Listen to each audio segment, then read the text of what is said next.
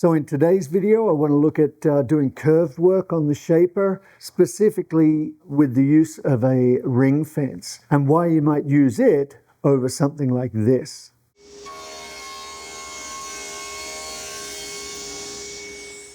Hey, thanks for joining me again.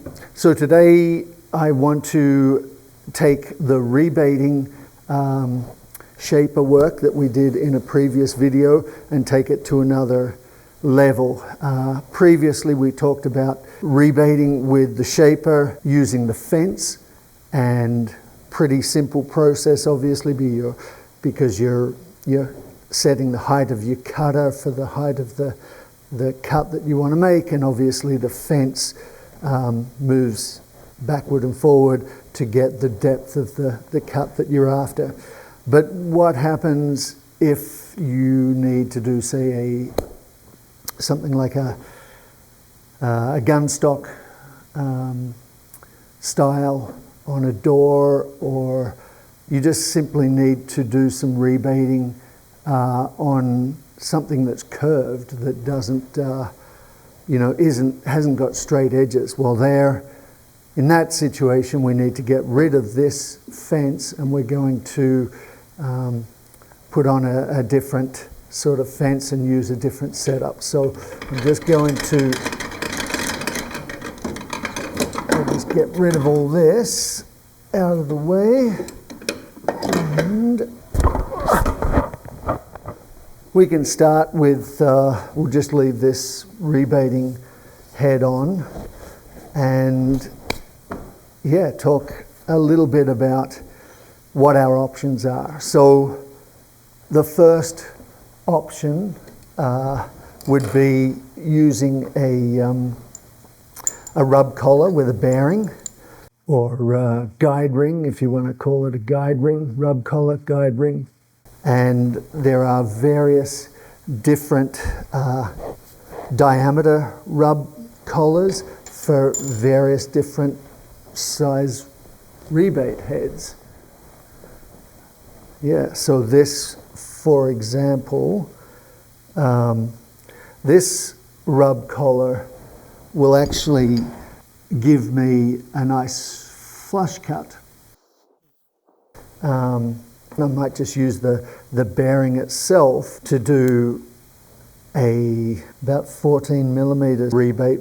And like I say, we can mix and match rub collars and bearings and stuff to get the rebate that we're after. So for example, let's just have a look at this. If we used this bearing setup with this, actually I could probably just put this down over here. I can. So this is going to give me, this is a 150 mil diameter head, and this is a 125 millimeter rub collar. So essentially 12 mil, half inch will be my rebate size on that. And more often than not, that's going to be fine. That'll do what I need it to do. But not always. There may be a situation where you need to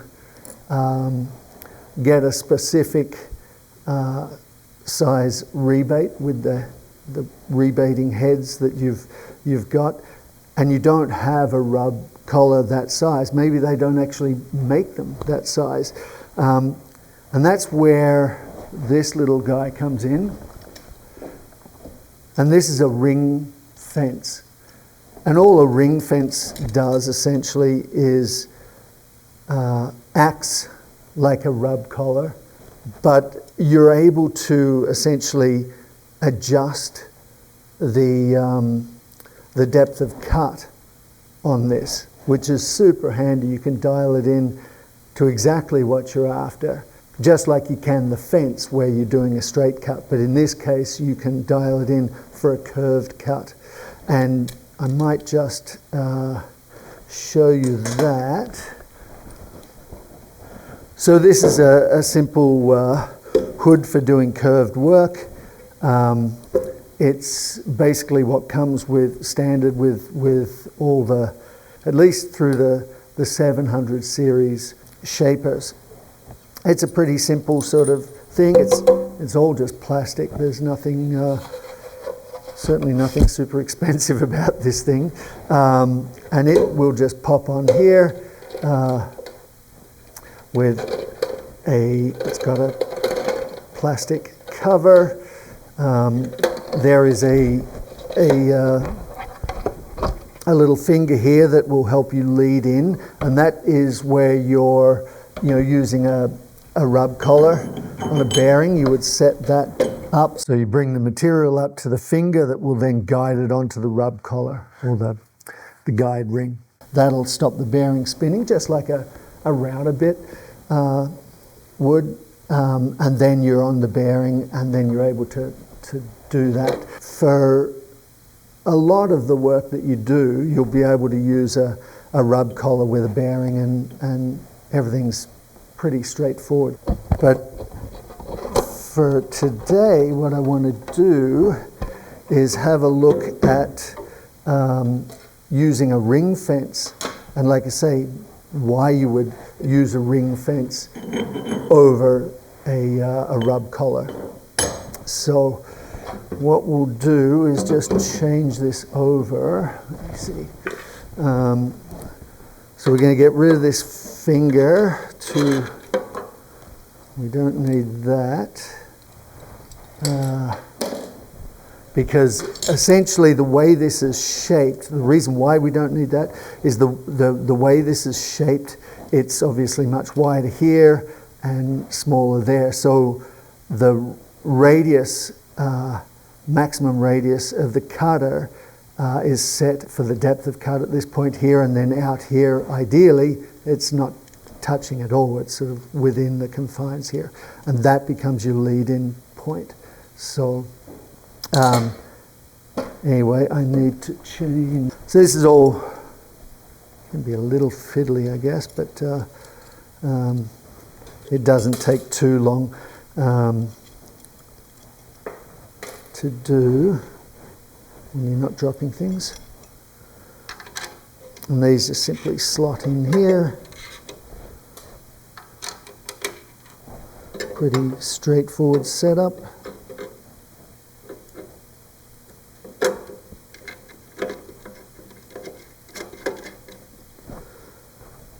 And these metal pieces, one of which I typically keep on all the time,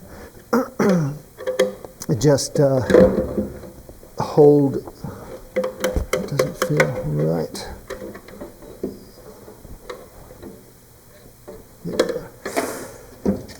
Hold the ring fence in place, which simply clamps on with these little jiggers here.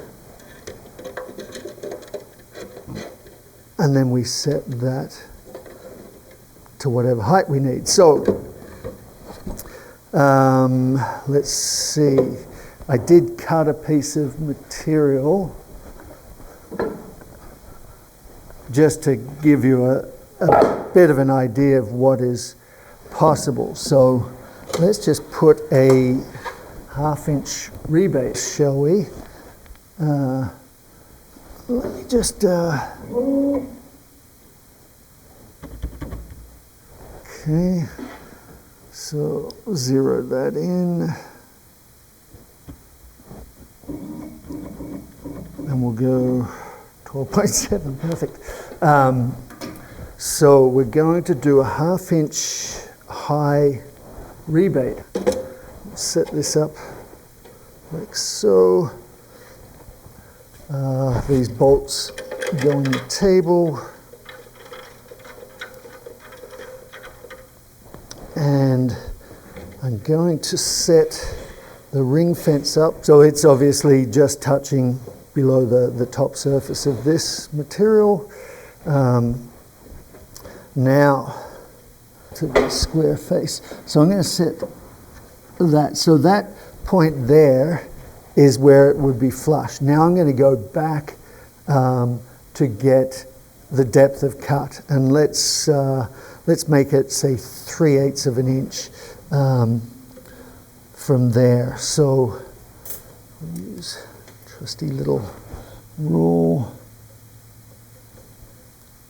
3/8 of an inch, and we'll just tighten that hood down.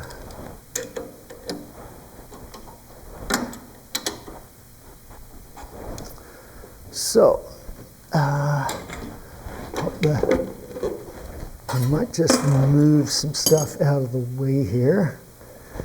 Not really ideal to have all this stuff. Now, I might actually take this little sweeper thingy off, just to get that out of the way, make it a little easier to see. So now I can actually see that with this piece of wood here, that basically here is where, right at this point here is where the cutter ducks behind the ring fence here. So that's where I want to go in. I want to sort of come in on the 1 or something like that to make my cut. I'm going to set the did I just check? I want to make sure that I tightened everything up, which I did there. I'm going to bring this down. I'm not going to bring it all the way down here because I won't be able to see my mark here, and that's what I need to focus on, this little mark, so that as I'm coming through, I know that I'm getting the right depth of cut. If I did it all on this side here, I'm not going to be getting a full 3/8. So we're going to turn this on.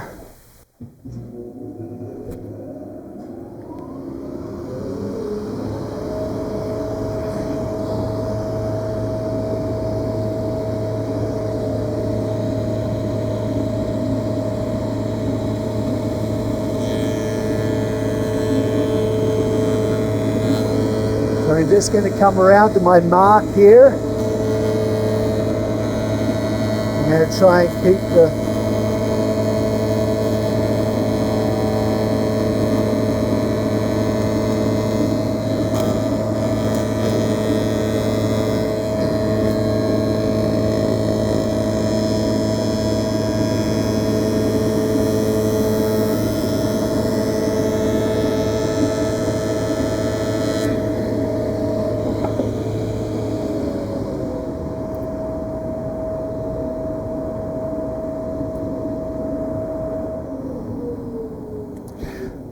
So there you have it. So I've basically got a rebate that is 3/8 of an inch in from this curved section here, and 1/2 an inch deep. So that's one scenario, I guess, where you would use a ring fence. Another one might be, another one might be where you, let's pull everything apart here. So I'm going to change cutters.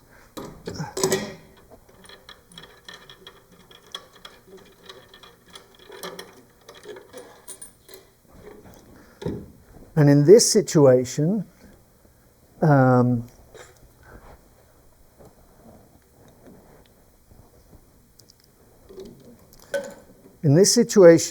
I'm going to use a different, a different profile rather than just doing a rebate on a piece. I'm actually going to do a bit of a fancy profile, and look, if you can get away with it with a router bit, awesome. But of course, using a router for this sort of work isn't always ideal. Obviously, by using a much larger diameter, cutter, you are able to minimize the chip out and get a much smoother machined surface in the process. So in this situation, what I'm going to do, let's just assume, shall we, that we've got a table rail. Perhaps it's a one-off. We need to match the edge profile on it, and this is one way we can go about it. So again, prepared this earlier. So this is just a simple, rail sort of shape. Could be anything really, and we'll just sort of do it roughly.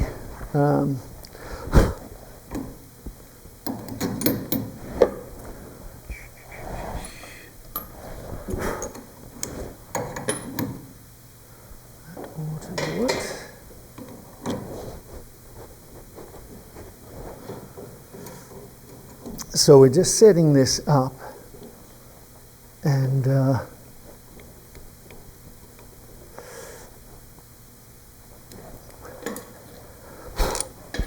then, so what I've done to start with, I've set the depth or the height of the cutter here. I'm just going to pop the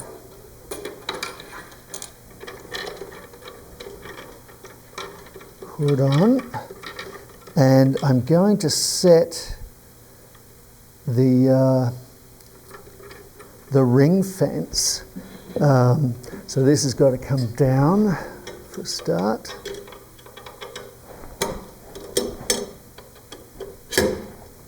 Oops. There we go. And obviously I don't want it hitting the cutter or to wear things out. Cutter head, I should say.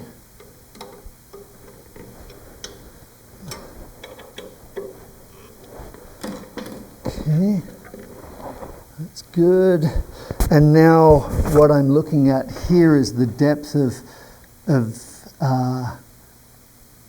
this shoulder here. I want a small quirk, so to speak, or reveal, if you want to call it that. It's my speak, I'd call it a quirk, and I'm going for a small 1/8, which is about where it is right now, actually. So that's probably going to do me. So this cutter, the largest part of the cutting circle, is much larger than the 160mm rebate head, and so in this situation I'm sort of back here where the cutter sort of ducks in behind the aluminium or the aluminum ring fence. So I need to come in sort of back here somewhere, so that's what I'm going to do. And yeah, let's just give this a shot. We'll just drop this guard a little bit. Again, not too much that I can't see the center mark on that ring fence. Just check everything is tight. Nothing's hitting anything. And yeah, away we go.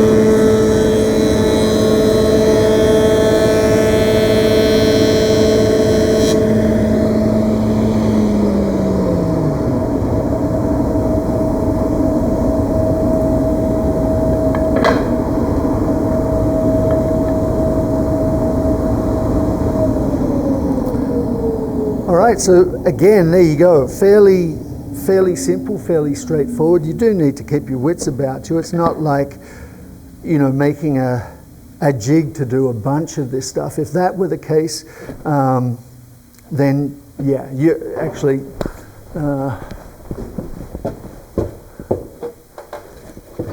in that sort of situation where you're doing a lot of something, then you're going to make a jig where, you know, you can clamp your material down, use a rub bearing or rub collar, sorry, and, you know, keep your hands well clear. You could still do this on a ring fence, you know, as well, depending on your cutter setup and all the rest of it. But yeah, in this situation where you're making a jig, you'd make it to suit the rub collars and stuff that you've got, and heads, cutter heads that you've got, and go from there. In this situation, this is more of a one-off situation. You may find things like reading, doing a reading job on a column, or like a turned column. A ring fence may work best for that situation where you're following the curves on the turned column. A ring fence can work quite well. And then obviously you just need to be able to, you know, index it around a certain amount or number of degrees, if you will, to get the reading to line up and to match up. So yeah, so that's pretty much it. Just I just wanted to sort of do someone had actually asked me what this was, or how it was used, perhaps. So that's a brief rundown of it, if you will. Certainly not a comprehensive guide on it, but I think it'll give you a fair idea of where to start with one, or whether you even need one. You know, I think in a lot of situations you'll probably get away with rub collars, and it's much easier to use a rub collar, because once you get the diameter of the rub collar in relation to the cutting circle of the cutter that you're using, it doesn't matter where you are around it, you're going to get the same depth of cut. Here you have to try and follow that part around the mark, and any sort of deviation off that is going to alter the depth of cut, and it's not going to look right. So nothing that can't be overcome, though, with a little bit of practice. So anywho, thanks very much for watching. I hope that you got something out of this, and we'll see you in the next video.